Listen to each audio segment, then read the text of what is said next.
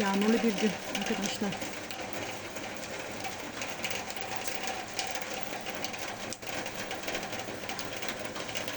Bakın sesine yağmurun.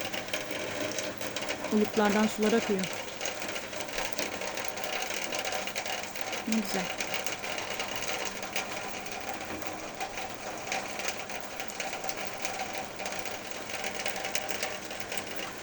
Bu ağacı çok seviyorum.